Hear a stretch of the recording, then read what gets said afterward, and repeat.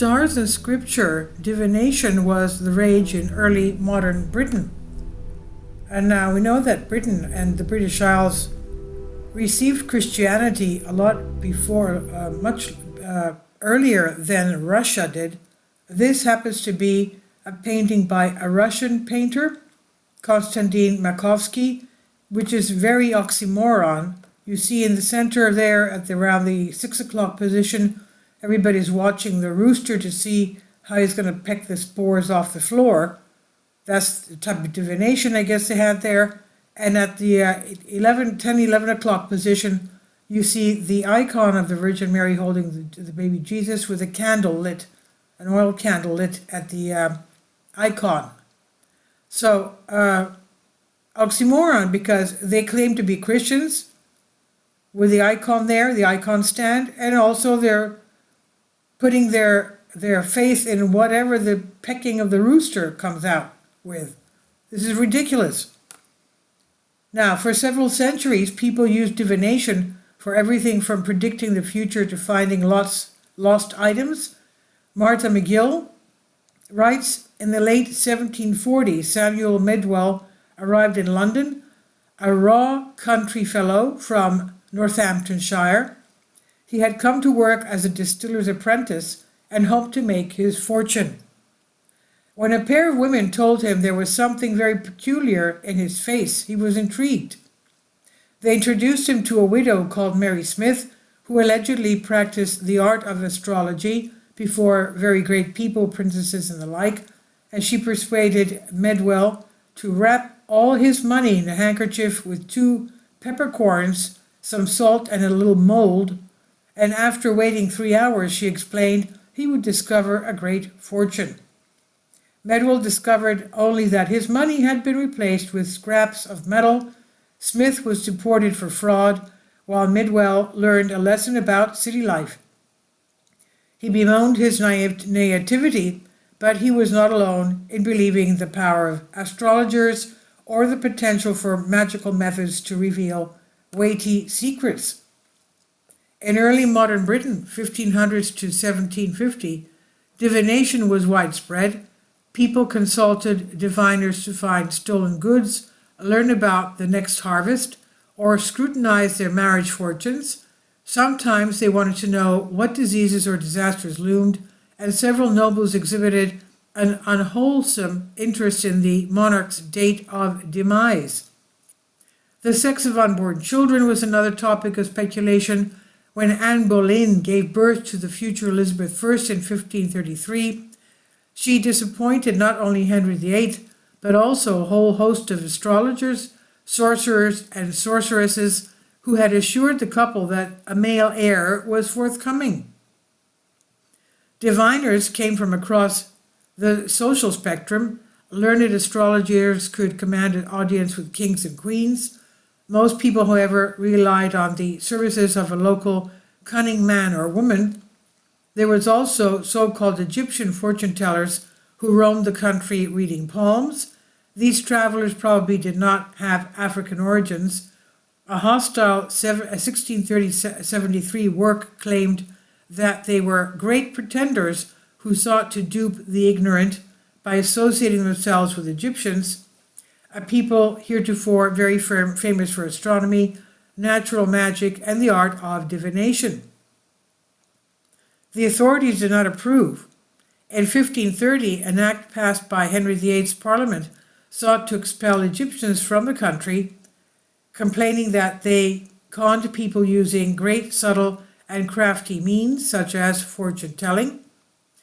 Underpinning many divinatory methods was the belief that God's divine plan was encoded in the patterns of the natural world. Palmistry relied on interpreting the marks God had traced on the body. Astrologers, meanwhile, focused on the movements of the planets. Between 1658 and 1666, a woman called Sarah Jinner published almanacs containing astrological readings for the forthcoming year. She ranged from predicting desperate and unreconcilable wars to cautioning women that we find Mercury in Pisces retrograde in the 6th house, which denoteth that servants will generally be cross, vexatious, and intolerable, especially maid servants.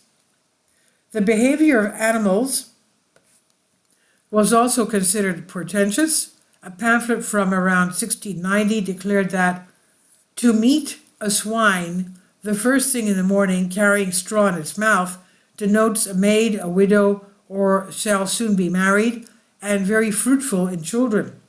On the other hand, magpies flying around you signified much strife and brawling in marriage.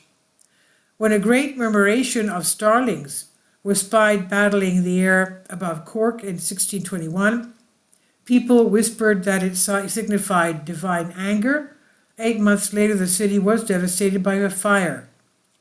Other divination practices relied on chance. Cheap pamphlets outlined ways of divining with dice, the idea being that God determined the outcome. Another practice was opening a Bible randomly and consulting the first passage that caught the eye. Bibles could alternatively be used to catch thieves. The usual method was to insert a key in the Bible, recite the names of the suspects, and wait for the Bible or the key to move. A similar technique involves suspending a sieve from a pair of shears. The sieve would rotate when a thief's name was mentioned.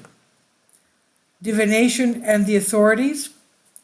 These practices were viewed with suspicion by the ecclesiastical and secular authorities, especially after the 16th century Reformation. The Welsh scholar warned in 1711 that using the Bible as an instrument of prognostication was the greatest insult anyone can give the scriptures. Church courts punish people for divining with sieves and shears. Most dangerous of all was divination by consulting spirits. The Scottish cunning man Andrew Mann claimed to have an angelic advisor, Konstantin, who told him whether upcoming years would be good or bad. He was also in a sexual relationship with the fairy queen, who had prompted him to teach him to know all things, quote unquote. Leading local figures concluded that Mann had already been cavorting with devils. He was tried for witchcraft, executed in 1598. In general, however, cunning, folk enjoyment, good standing within their community, currents of skepticism flowered faster during the 18th century. Enlightenment, a 1762 work, expressed a common view when it blamed belief in divination on the ignorance and darkness that covered the minds of mankind, but divinatory practices were themselves a quest for enlightenment, and the prospect of unraveling the mysteries of the future has remained compelling up to the present day. This is from The Conversation by Martha McGill, historian of supernatural beliefs, University of Warwick of the UK, on unexplained mysteries. Please leave your comments and thank you for your support. Please support my Patreon account. The daily posts are 5 videos daily, and they are totally different from what I have on my YouTube channel. Thank you so much for your support and that you find all my content so interesting. You'll find the Patreon account details in the description box below.